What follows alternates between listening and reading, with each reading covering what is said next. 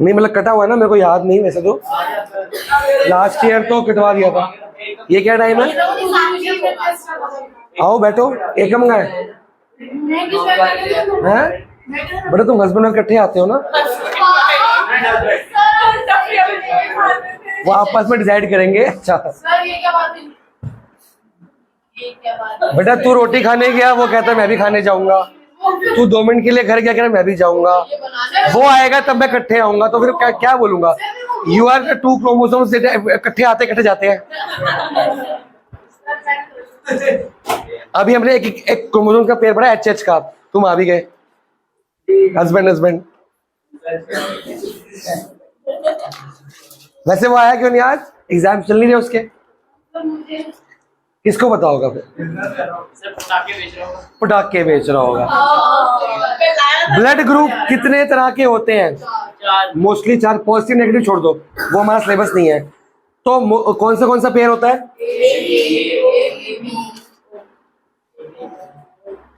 अब नहीं, वीडियो में है, वीडियो में है। चल फिर दोबारा बना दिया, ना बनाऊं।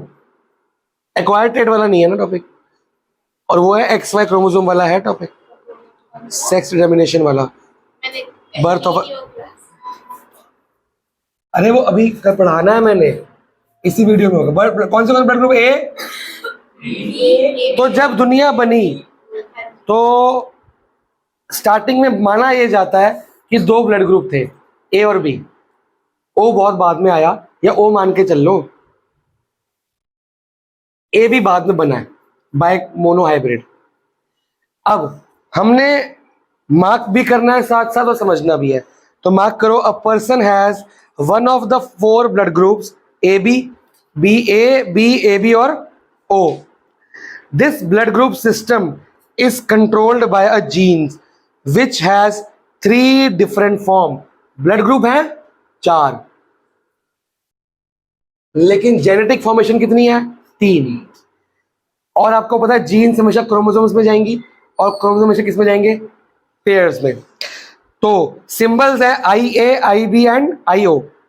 IA, IB एंड, तो अगर किसी जगह किसी बंदे के अंदर IA हो गया, उसका ब्लड ग्रुप क्या हो सकता है? ए होगा। अब एक बात आपने याद रखनी है, A और B दोनों डोमिनेंट है। क्या है? मतलब इनके साथ दूसरे की चलेगी नहीं। O क्या है? रिसेसिव।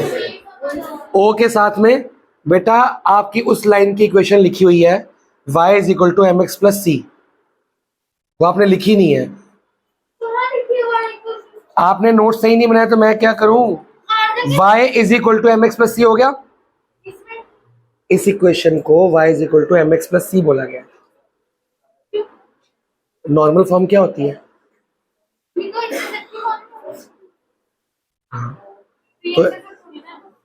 तो एक नॉर्मल इक्वेशन भी अगर लेट करना चाहो तो ये लेट कर सकता हूं ना। अब इस लाइन की इक्वेशन क्या होगी? y is equal to mx plus C, जो निकालनी है हमने। इसमें y कोऑर्डिनेट जो तेरा तूने h के लेट किया था वो क्या आ गया? mx प्लस सी पूरा आ गया। और x कोऑर्डिनेट देखो क्या दिया हुआ है क्वेश्चन में? 2 दिया हुआ है ना, 2 दिया हुआ है। तो y भी तो -1 दे रखा है। ये अच्छा एक तो ना पहले अपने कंसेप्ट ठीक करके आओ। y is equal to mx plus C में y कोऑर्डिनेट c होता है, x कोऑर्डिनेट कुछ नहीं होता, वो d वाला होता है। और इक्वेशन में x और y तो होता है कि गायब हो जाता है? तो y कोऑर्डिनेट को मैंने c की जगह पुट कर सकता हूँ, तो y की वैल्यू क्या आ गई? mx plus 2। y की वैल्यू क्या आ गई? और x की वैल्यू क्या रहेगी? x रहेगी, तो x की वैल्यू तो x रहेगी ना, x को x रहने दो, y की जगह क्या लिख सकता हूँ? x plus mx plus 2 equal to 4। कुछ मिला? मैंने लिखने नहीं दी, तुम फिर बातें करो। अब अगर IA और IA होगा तो कौन सा ब्लड ग्रुप बनेगा?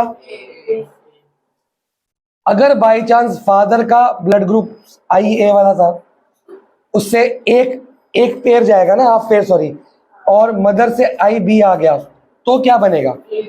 ए बी, क्योंकि दोनों ही क्या है? डोमिनेंट है ना। तो जब बाई चांस फादर से ए आ गया और मदर से क्या आ गया हो? बी आ गया हो, तो नया ब्लड ग्रुप बन गया होगा ए बी।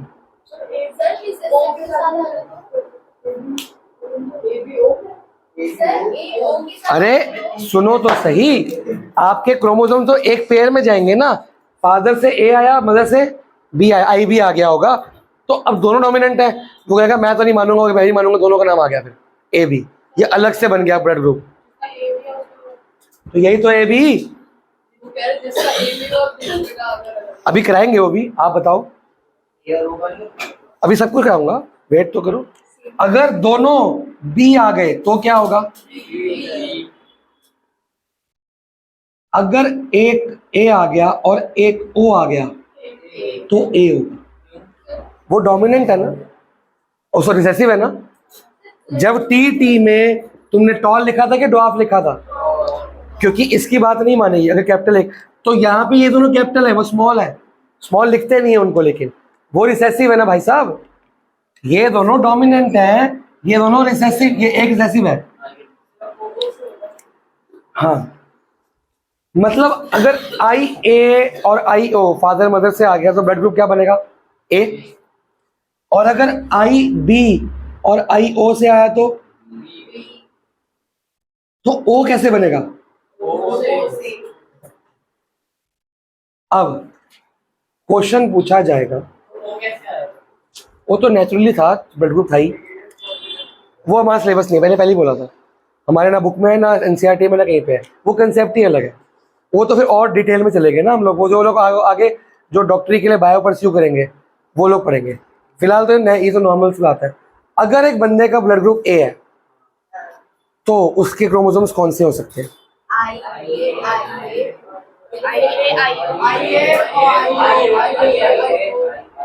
क्वेश्चन चेंज करता हूं मैं, क्वेश्चन चेंज करता हूं।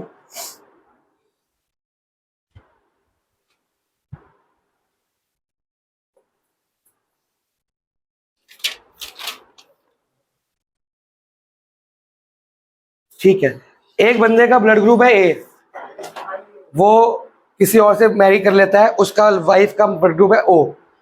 ए किसका है? मेल का। फीमेल का कितना है? ओ। तो जो बच्चा होगा उसमें क्या ब्लड ग्रुप के चांसेस है? बस खत्म। अब यहाँ पे दो पॉसिबिलिटीज आ गई। हमने बोला कि जो फादर है मेल, उसका ब्लड ग्रुप क्या है? ए। और जो फीमेल उसका ब्लड ग्रुप क्या है? अब हमें ये तो बताया नहीं गया कि ए ये वाला ए है कि ये वाला ए है। भाई ये ए है, ए ओ है। क्रोमोसोम्स कौन से जाएंगे हमें नहीं पता, तो भाई क्रोमोसोम तो फॉर्मेशन अलग है, बात ये कैसे है?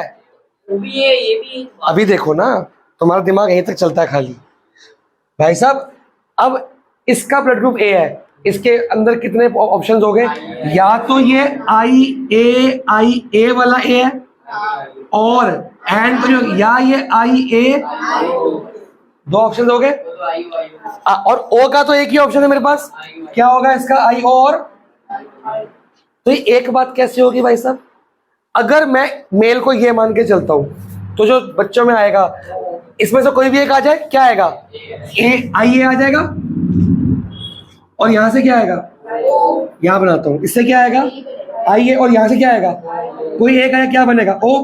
क्या ब्लड ग्रुप बन गया? ए। ये तुमने आंसर दिया था। अगर बंदे का ब्लड ग्रुप ए इस वजह से है, अब उसके दो रास्ते हो गए। अगर यहां से ए गया और यहां से तो ओ ही आएगा, तो क्या होगा? पर अगर यहां से ओ चला गया, ए ना गया, और यहां से तो ओ आएगा, तो ओ भी तो सकता है। एक ही बात कैसे है? रेशियो की बात नहीं हो रही यहाँ पे, मेंटल क्रॉस नहीं हो रहा। यहाँ पे 3 बच्चे नहीं बनाए, ऑप्शन है और है ये कि अगर ये गया तो क्या होगा? मैंने और यहां भी लिखा है, फादर का ब्लड ग्रुप ए इस वजह से भी हो सकता है और इस, तो आपको आंसर में दोनों पॉसिबिलिटीज दिखानी है कि अगर उसका ब्लड ग्रुप ए इस वजह से है तो पक्का ए ही होगा। अगर इस वजह से तो ए भी हो सकता है और ओ भी हो सकता है। बट हमने जब आईए और आईए लिखा था तो एक तो आया। हाँ तो वो ए कलेक्ट ये यही तो है, आई ए आई ओ है ना, यहाँ भी आई ए आई ओ है, यहाँ तो आई ओ और आई हो गया ना। हाँ ये तो देख, जब उस बच्चे में ए और ओ गया तो ए ही आएगा, बच्चे में ओ और ओ भी जा सकता है, समझ आई कि नहीं? ये ए का नाम ये भी हो सकता है और ए का नाम ये भी हो सकता है। सेम फॉर बी, बी कैसे हो सकता है? बी भी हो सकता है और बी भी हो सकता है।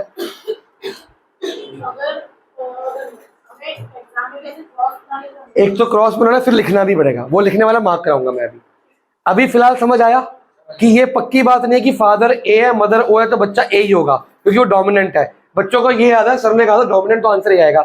वो डिपेंड करता है क्रोमोसोम, अगर उसका ए का क्रोमोसोम है फिर तो पक्का ए होगा, अगर ए ओ का है फिर दो हो सकते हैं, इट कैन आइदर बी ए और ये जरूरी नहीं कि तीन बच्चे होंगे तो उसमें एक ए होगा एक ए होगा, ना ना, तीनों बच्चे के लिए दोनों ऑप्शन है।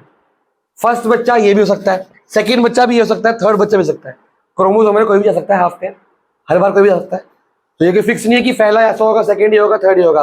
तीनों बच्चे कैसे भी हो सकते हैं, ये तीनों ऑप्शन हर बच्चे के लिए है। अगर वो 10 बच्चे पैदा करेंगे 10 के लिए तीनों ऑप्शन है। समझ क्यों? कोई डाउट? अब क्लियर हो एक ही बात कैसे नहीं है? मैं कह भी रहा हूँ कि अलग अलग बातें कर, ए तो आ रहा है अंदर, ये आ रहा है, लेकिन बाहर ओ भी जा सकता है। मार्क करेंगे, साथ में पढ़ेंगे। जहां अभी कहां तक मार्क किया आपने? अर्श समझ आ गया? आईओ तक मार्क, एक लाइन छोड़ के हॉवर के बाद से। Jeans IA and IA IB are both dominant over the gene IO, मिल गई? आगे, in other words the blood group blood gene IO is recessive in relation to I and B. फिर first point, second point, third point, fourth point, चारों mark करो, चारों पढ़ो फटाफट से। कोई लाइन तंग कर रही है, कोई परेशान कर तो बताओ।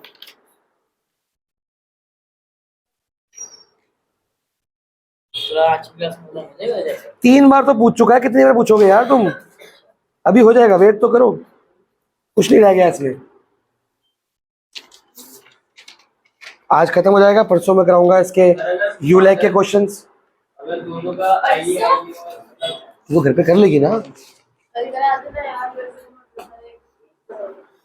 रिवीजन भी हम कराएं।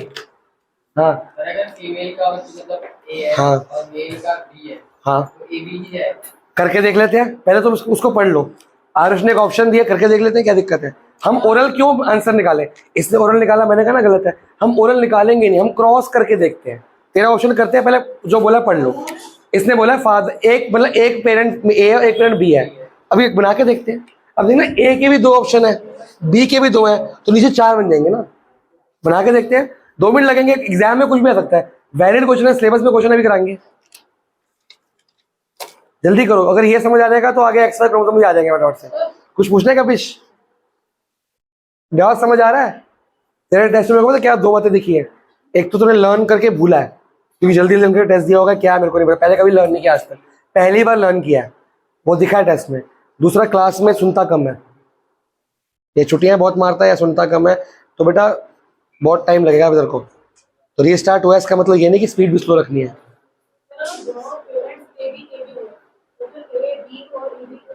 बना के देखते हैं, अभी चिंता क्या कर रहा है?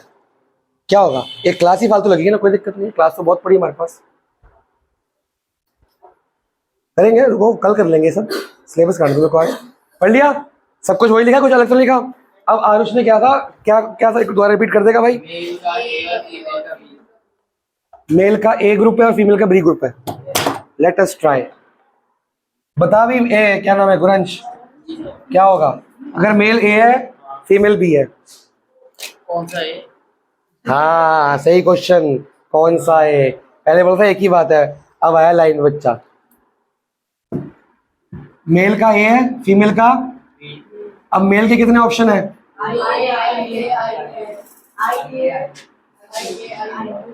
It is similar like Mendel cross. Mono hybrid के सिमिलर है कि डाई हाइब्रिड के? मोनो हाइब्रिड है ये, सिंगल ट्रेट चलता है। और चलो पहले इसको पकड़े, इसके साथ इसको पकड़ते हैं। 1 और 3, फिर 1 और 4, फिर 2 और 3, 2 और 4। अब इसमें देखो क्या आएगा, चाहे यहां से चाहे यहां से आइए आएगा। इसमें क्या आएगा? आंसर क्या आया? इसको लिखना, यहाँ पे क्रोमोसोम, यहाँ पे ये जीनोटाइप, यहाँ पे ब्लड ग्रुप, ठीक है। इसका तो और भी ऑप्शन आएगा है, तो एक ए बी और बन सकता है, लेकिन बनाएंगे नहीं क्योंकि सेम है वो, ठीक है। अब इसको पकड़ लो, इधर से क्या आएगा, आइए, इधर से क्या आ सकता है, इधर दो ऑप्शन आ गए। अब अगर तो आई भी आ गया तो ब्लड ग्रुप, सॉरी यहाँ लिखना था, अगर तो आई भी आ गया तो ब्लड ग्रुप क्या बनेगा, ए बी। पर अगर यहां से ए आया और यहां से ओ आ गया तो क्या बनेगा, सॉरी ओ आ गया तो ए बनेगा, ठीक है ना। ए आएगा, बी आएगा, ए बी, ए आएगा, बी आएगा, ए बी, ए आएगा, ओ आएगा तो ए। एक ऑप्शन ये हो गया, इसको खत्म हो गया। अब इस पे आ जाओ, इधर से क्या आएगा, अगर ए आता है ये वाला और यहां से क्या आएगा, ये तो पक्का ही भी है, तो क्या बनेगा। अब इधर से ओ आता है और उधर से क्या आएगा, बी पहले लिखना, लेकिन बी पहले लिखना है हमेशा क्योंकि डोमिनेंट है। बेटा बुक में अंडरलाइन कराया था कल, ये स्ट्रिक्टली नॉट अलाउड है, कहीं भी नहीं है ये। तूने कुछ और सुन लिया गलती से, मैम कुछ और कहना चाह रही हूँ। बेटा मेरे को किसी भी किताब में लिखा दिखा दे, मैं मान जाऊंगा। मैम गलत, मैं नहीं कह रहा मैम गलत है, हो सकता है मेरे को ना पता हो, मैंने अभी तक किसी बुक में देखा नहीं। और लखमीर सिंह ने डायरेक्टली लिखा है कि डोमिनेंट को ही पहले लिखना है, उसने स्पेशल बोल्ड में लिखा है। तू बहस करता है क्यों मैम से? मेरे को एक बुक दिखा दे जहाँ पे डोमिनेंट से पहले लिखा हो, मेरे को दिखा दे, मैं मान जाऊंगा। तब तक जब तक मेरे को आप मेरे को रिटन प्रूफ दोगे मैं मान जाऊंगा, जब तक प्रूफ नहीं मैं नहीं मानूंगा। मेरे पास ये प्रूफ है कि यहाँ पे लिखा है कि नहीं लिख सकते। तो भाई वो सब कुछ मैं जान गया, तेरी बात समझ गया, बट यहाँ पे एक बात बोली गई है, देखो क्या लिखा हुआ है कि जब हम लिखते हैं तो कैसे लिखना है, सब कुछ लिखा है कैसे लिखना है। मैम को दिखाओ कि क्यों लड़ना मैम से, तुम अपना। अब हम क्वेश्चन पे थे, यहाँ से ए और क्या था भूल गया मैं, ए और बी आया था तो ए भी आ गया, ए और ओ आएगा तो ये बी और ओ कैसे आ गया। अच्छा ये आई ओ यहाँ से आया, बी यहाँ से आया, इससे आया, ठीक है, क्या बना बी के वो। अब यहाँ से ए आया, यहाँ से बी आया, ए बी, यहाँ से ओ आया, वहां से ओ। तो आरुष अगर ए और बी के बच्चे होंगे तो कोई भी हो सकते हैं, any blood group, A B भी आ गया, ए भी आ गया, बी भी आ गया और ओ भी आ गया। ज्यादा चांसेस क्या है, तभी ए बी ज्यादातर होते हैं, बहुत ज्यादा चांसेस ये होते हैं। आपको ऐसे बस बनाना, ये हमने खुद लर्न किया है, हमने अभी सीखा अभी बना दिया, घर पे जो मर्जी बनाते रहो, ठीक है। आगे बढ़े, आगे अगला टॉपिक है जी, पहले इसके आगे एक सैंपल दी हुई है, दिख रही है। अब ये तो हो गया क्रॉस, इसको इंग्लिश में कैसे एक्सप्लेन करना है वो आप मार्क करो। आंसर दिख रहा है, सैंपल का आंसर वेन वाला, वेन द ब्लड ग्रुप। तो ए के अंदर आई ए भी हो सकती है और ए के अंदर आई ए भी हो सकती है, लिखा है कि नहीं लिखा। तो ये पूरा का पूरा आंसर मार्क करो और इंपॉर्टेंट मार्क करो, फर्स्ट सेकंड पॉइंट दोनों, और इंट्रो भी। अगर आप खाली डायग्राम बना के आते हो, एक्सप्लेनेशन नहीं करते तो मार्क्स कटेंगे, खाली एक्सप्लेन करते हो डायग्राम करते हो मार्क्स कटेंगे। तो क्रॉस भी करना है, एक्सप्लेन भी करना है। किसी को इंग्लिश में लिखना है कि हो सकता है कि पेरेंट ये वाले हो सकते ये वाले, अगर ये होगा तो ये आंसर आएगा। इसको 2 लाइन पढ़ लो, ऐसे लिखना है, ये रटोगे कैसे, ये तो अपने आप से बनेगा। हाँ फर्स्ट सेकंड पॉइंट और इंट्रो ऊपर की, इंट्रो बहुत इंपॉर्टेंट है। हाँ तो जितने ज्यादा इसमें 4-5 बन जाएंगे, क्या दिक्कत है, कोई दिक्कत नहीं। तभी तो कह रहा हूं रटना नहीं है, क्योंकि 2 मार्क्स को लर्न करोगे आएगा 4 मार्क्स का, क्या करोगे। अगला टॉपिक है डिटर्मिनेशन ऑफ सेक्स।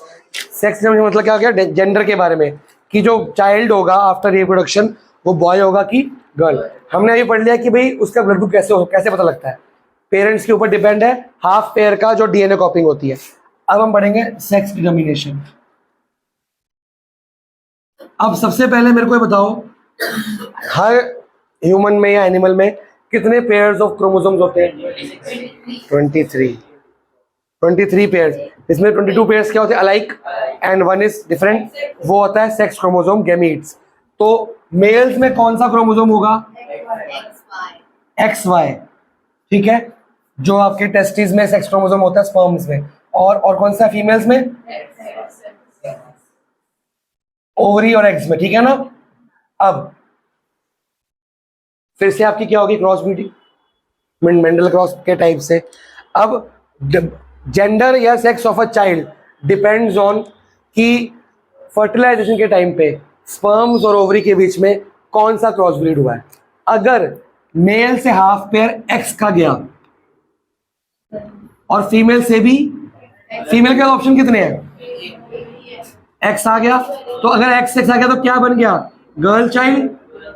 अगर मेल से वाई गया, फीमेल से तो एक्स ही आएगा, एक्स वाई, एक्स पहले लिखते हैं, क्या बना? ये क्या बात हुई? ये टॉपिक है पिछले चैप्टर में, इसका नाम है फीमेल फीटिसाइड। तो वो उसका आंसर दिया तो उसने फीमेल फीटिसाइड। यही रीजन है भाई साहब, यही रीजन है why in India sex determination is banned. Illegal क्यों है? एबॉर्शन करा देते हैं, मतलब फेंक देते हैं। पॉपुलेशन गर्ल चाइल्ड की इसलिए कम है, और कोई रीजन नहीं है। वरना बाय भगवान और बाय नेचर वो तो इक्वल है ना। देखो दोनों पॉसिबिलिटीज है, तो 50-50% हुआ। चलो 50 का होगा, चलो 19-20 का फर्क होगा, कभी बॉय ज्यादा, कभी दो बॉय दो गर्ल, डिफरेंस तो ज्यादा का है ना।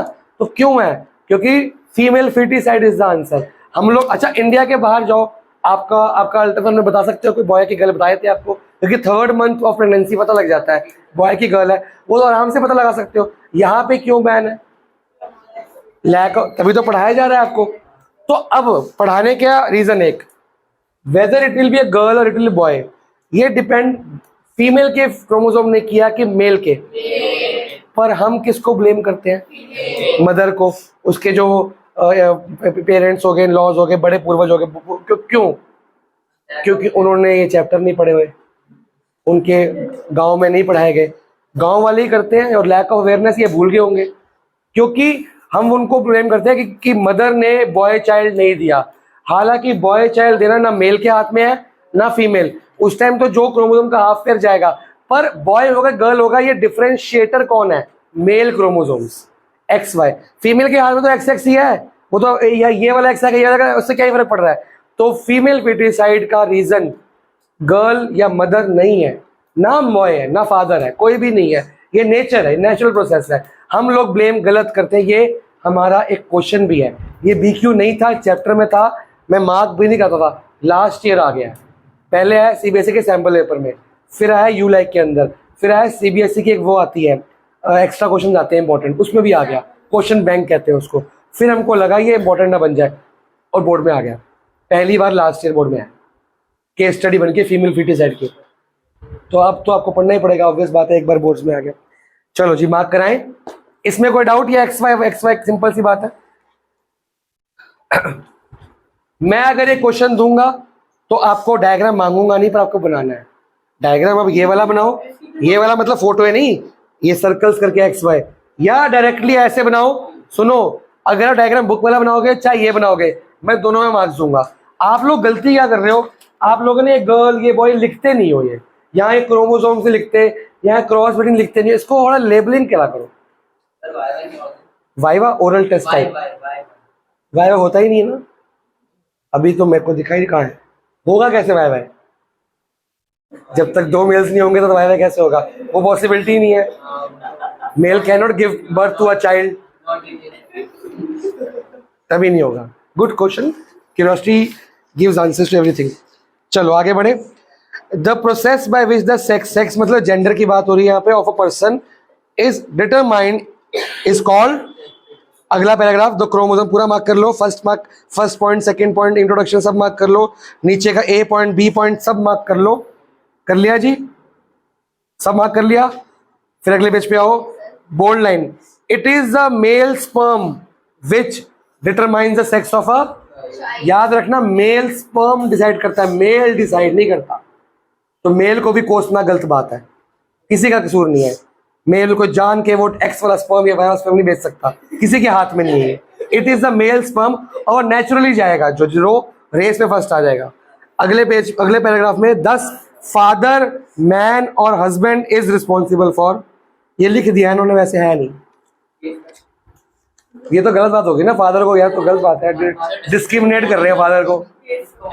मतलब सारी बुढ़ियों को बोल दो कि कल को लेडीज को ना डांटो, बॉयज को डांटो, अपने बच्चों को डांटो, तू ही है, तू लड़की पैदा करती,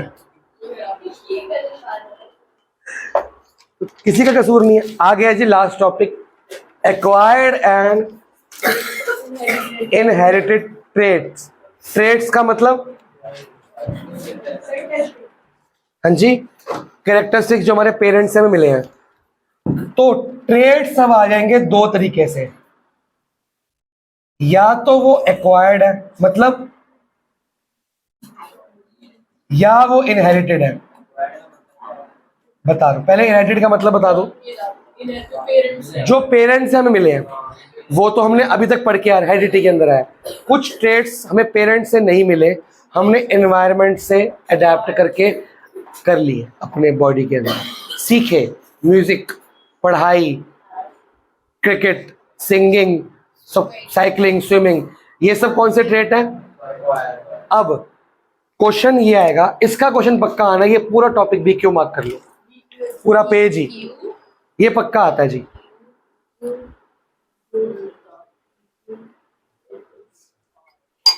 जैसे एसटीडीज का टॉपिक था और ये बोर्ड का फेवरेट टॉपिक है। अब दो बातें आती हैं, तुम्हारे अंदर कुछ ट्रेट्स तुम्हारे पेरेंट्स से इनहेरिट हो गए, कुछ तुमने अपनी मेहनत से, अपने लगन से एक्वायर करे। कोई नालायक बच्चा इंटेलिजेंट बन सकता है पढ़ पढ़ के, एक्वायर ट्रेट। कोई इंटेलिजेंट बच्चा ना पढ़ के नालायक बन सकता है, एक्वायर ट्रेट। कुछ भी हो सकता है, सीख सकते हैं, सिंगिंग, स्विमिंग, डांसिंग सब कुछ सीख सकते हैं, एक्वायर ट्रेट। अब डांसिंग क्या इनहेरिट नहीं की जा सकती, इनहेरिट भी हो सकती है। तो अगर डांसिंग का गुण है, that can be acquired, then can be inherited. पता कैसे चलेगा, अगर मेरे पेरेंट्स या 4 पेरेंट्स में कोई डांसर था और मेरे अंदर वो गुण आ गया तो इनहेरिट हुआ, सिंपल सी बात है। अगर कोई था ही नहीं और मैं अकेला बैट्समैन निकल आया तो फिर मतलब कि इनहेरिटेड नहीं, एक्वायर्ड है, मेरी मेहनत है वो सारी। अब क्वेश्चन आपसे पूछा जाएगा कि आपके अंदर 2 ट्रेड्स हैं, सबके अंदर 2 ट्रेड्स होते हैं, तुम्हारे बच्चों के अंदर कौन सा ट्रेड जाएगा, ये वाला कि वो वाला। तो इसके आंसर 2 हैं। आपके बच्चों के अंदर जाने के चांसेस ज्यादा हैं, इनहेरिट के तो पक्के पक्के हैं, क्योंकि वो क्रोमोसोम की कॉपुलेशन में जाएंगे, कॉपी होके जाएंगे। अब वो डिपेंड करता है, जब वो कॉपी होके जा रहे हैं तो वो डोमिनेंट बनेंगे कि रिसेसिव। अगर बन गए डोमिनेंट तो दिख जाएंगे, मतलब सिंगर का वजह सिंगर बन जाएगा। अगर बन गए रिसेसिव तो उसका वजह सिंगर नहीं बनेगा, वो छुपा हुआ ट्रेड है, उसका पोता या पड़ पोता सिंगर बन सकता है फिर, क्योंकि वो जब कभी डोमिनेंट, याद है टी करके 3 से आए थे, एक F2 में टॉल के बाद एक डॉफ निकल आया था, जबकि कैपिटल टी और स्मॉल टी F1 में था, छुपा हुआ था। लेकिन तो हो सकता है कि आपके बच्चों में डोमिनेंट ट्रेड की तरह दिख जाए, हो सकता है ना दिखे, उसके बच्चों में दिख जाए, पर ट्रांसफर कौन सा हो, क्वेश्चन ये है। इनहेरिटेड, एक्वायर्ड भी ट्रांसफर हो सकता है। इसके अंदर 2 ऑप्शन बन जाते हैं, एक टिक और एक क्रॉस। अगर एक्वायर्ड ट्रेट आपकी मेहनत से, आपकी लगन से, जिंदगी भर की तपस्या से या किसी वजह से एक्वायर्ड ट्रेट आपके डीएनए में चला गया, जीन्स में चला गया, अगर तो इनहेरिट हो सकता है ना। मेहनत से जाता है भाई, ऐसे नहीं जाता। जो जिंदगी भर काम करोगे वो डीएनए में कॉपी हो जाएगा, कई बार नहीं भी होता। तो ये पक्का नहीं है कि तुमने 50 साल क्रिकेट खेला तुम्हारे बच्चा क्रिकेट बन जाएगा, ऐसा जरूरी नहीं है। तो अगर आपको पूछा जाएगा कि इसमें से कौन सा ट्रांसफर होगा, तो आप बोलोगे ये तो होगा ही होगा, 100% श्योर है। एक्वायर्ड ट्रेट अगर डीएनए के अंदर कॉपी बनके जीन्स में चला गया है तो ट्रांसफर हो जाएगा, और अगर डीएनए में नहीं गया बाई चांस तो कॉपी भी नहीं होगा, वो तुम्हारे अंदर ही रह जाएगा। मैंने 20-25 साल वालों क्रिकेट ही खेला, तो अभी जो मेरा ऑफरिंग होगा, अगर मैं उसको सिखा दूं अपने एक्सपीरियंस से, वो एक्वायर्ड ट्रेट है। तूने सिखाया, वो अच्छा क्रिकेटर बनेगा नहीं बनेगा, उसकी क्वालिटी है। क्रिकेट एक ऐसी चीज है, इसमें नेपोटिज्म नहीं चल सकता। तू उसको एंट्री करा सकता है, वो अच्छा खेलेगा नहीं, बाहर निकल जाएगा। सुनील गावस्कर का बेटा नहीं चला और वो टॉप का बैट्समैन था, वो उसकी प्रैक्टिस है ना, ये वो थोड़ी है। मतलब अच्छा बैट्समैन बन गया, चलो ठीक है। तो इनडायरेक्टली चला तो मेरे को नहीं, तूने मेरे को बोला कि तूने उसको सिखाया। एक होता है इनबिल्ट प्रॉपर्टी, बचपन से पता लग जाती है डांसर बनेगा, दिखता है उसकी क्वालिटीज में, समझ रहा है।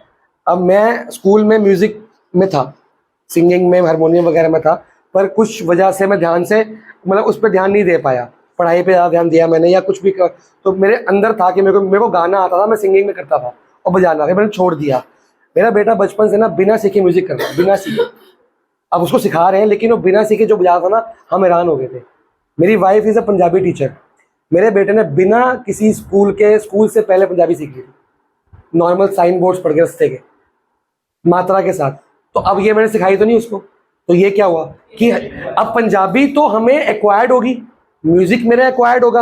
हो सकता है मेरे डीएनए में आ गया हो म्यूजिक, उसके डीएनए में आ गया हो पंजाबी का, तो उसके अंदर आ गया हो। अब मेरा बेटा सब कुछ करेगा, मैथ्स में टॉपर है वो, ये मैथ्स मेरे से आई है उसको।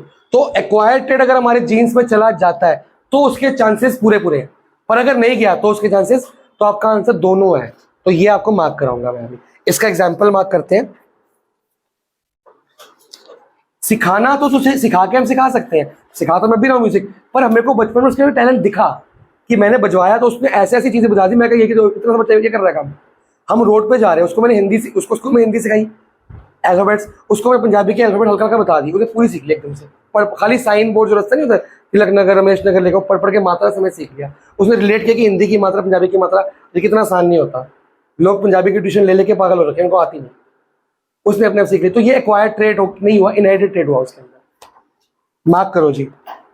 अ trait of an organism which is not inherited but develops in response to the environment is called, आगे भी फॉर एग्जाम्पल अगर एक बीटल नेक्स्ट पेज पे बनी हुई है आपकी, दिख रही होगी, कीड़ा इंसेक्ट दिख गया।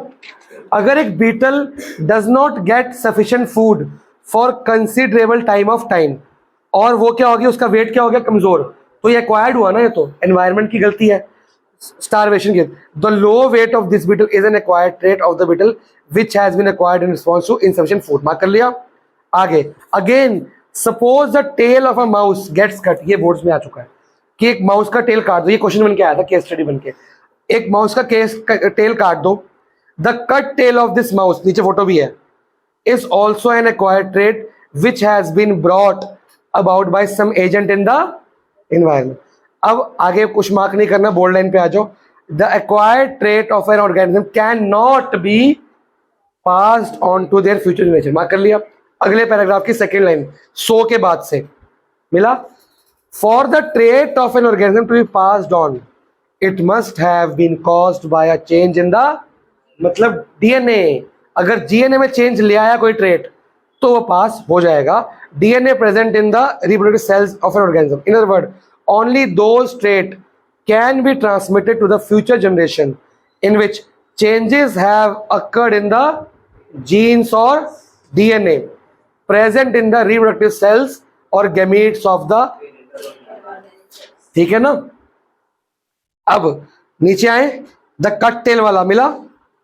The cut tail of a mice is an acquired trait which is never passed on to their progeny, नहीं हो जाएगा, but this is because cutting the tail of mice does not change the genes of their reproductive cells। और अगले page पे आओ। A trait of an organism which is नहीं ये पूरा पैराग्राफ मार्क करना है, सुनो, ये रिमेनिंग पूरा पैराग्राफ माइस वाला पूरा मार्क करना है एवोल्यूशन तक। अगर कोई सुनो, अगर कोई एक्वायर्ड ट्रेट डीएनए में कॉपी हो गया और वो पास तो होगा ही, फिर इससे होता क्या है, नए नए वेरिएशंस आएंगे, नए नए ट्रेट्स हमारे परिवार में आने शुरू हो गए, एक नया एवोल्यूशन होता है। यही लिखा हुआ है लास्ट लाइन में, a trait of an organism which is caused by change in its DNA is called an inherited trait. एक लाइन छोड़ के, suppose there is a population of red beetle, मिल गया, in the green bushes. Again suppose that a colour की वजह से green bushes के अंदर रह रह के उसका कलर क्या हो गया, बाई चांस ग्रीन, और ग्रीन कलर वाला उसके डीएनए में चला गया, चाहे वो एक्वायर्ड था, तो उसके बच्चे जो होंगे कौन होंगे, ग्रीन। धीरे धीरे रेड की एवोल्यूशन क्या हो जाएगी, कम, और ग्रीन की स्लो करके बढ़ेगी, एक नया बीटल की स्पीशीज बन जाएगी रेड ग्रीन मिक्स वाली। मतलब रेड अलग ग्रीन अलग, खाली रेड थी, अब रेड भी मिलेंगी हमें, ग्रीन भी मिलेंगी। जैसे कॉलीफ्लावर था और हमको वो मिल गया, ब्रोकली मिला और कैबेज मिला, तो ये सब क्या है, एवोल्यूशन हुआ है, नई स्पीशीज बन गई। पूरा का पूरा मार्क कर लो बुशेस तक। अब पूछो क्या पूछना है। अगर मान लो मतलब एक चूहे की पूंछ कटी हुई और वो उसके डीएनए में रेप्लिकेट हो गया, फिर चली जाएगी। तो आगे जाके जो ऑर्गेनिज्म आएंगे वो बिना फोटो बता तो रिया, हो सकता है कि यहाँ पे कट गई, ये पास ऑन नहीं हुई, पर क्या पता वो डीएनए में जा चुकी थी। अब इधर एग्जाम्पल दिए कि डीएनए नहीं गई, तो अगर मैंने काट भी दी तब भी जो इसके बच्चे टेल वाले हुए, मतलब डीएनए में टेल थी ना तो होंगी टेल, पर अगर डीएनए में कटी हुई टेल क्या कॉपी होगी? कटी हुई टेल कॉपी नहीं होगी। कलर चेंजेस तो बहुत मेजर कलर होता है, वो क्वेश्चन बताएगा आपको कॉपी हो रहा है कि नहीं हो रहा। कटी हुई टेल तो हमने काट दी ना, कलर चेंज हुआ है, कुछ ऐसा हुआ है कि जो आसानी से हमारा कलर आसानी से चेंज हो जाएगा। हाथ पैर कटना नेचुरल चीज है, उसका वो कॉपी होना मुश्किल है, लेकिन अगर हमारा कलर चेंज होगा वहां डीएनए में आएगा कि नहीं आएगा? कलर इज अ ट्रेट, क्या कटी हुई टेल इज अ ट्रेट? नहीं। इंसान की जो टेल गायब हुई थी बंदर से इंसान बनने में, वो क्यों गायब हुई थी? किसी ने काटी थी? नहीं, वो नेचुरली गायब हुई थी। क्यों गायब हुई थी? क्यों गायब हुई ट्रेट? रिक्वायरमेंट नहीं थी, क्योंकि पहले जब इंसान बंदर था 4 पैर पे चलता था, तो 4 पैर पे उसको इचिंग करने के लिए, मक्खी भगाने के लिए, सामान उठाने के लिए टेल लगती थी। जब वो 2 पैर पे आया, अब वो हाथ से खुजली कर सकता है, हाथ से सामान उठा सकता है, टेल की जरूरत नहीं बची, टेल की रिक्वायरमेंट कम हुई, टेल छोटी छोटी होते गायब। फिर जब 4 पैर पे जाओगे फिर टेल आ जाएगी। ठीक है जी, चैप्टर यहाँ पे खत्म हो गया।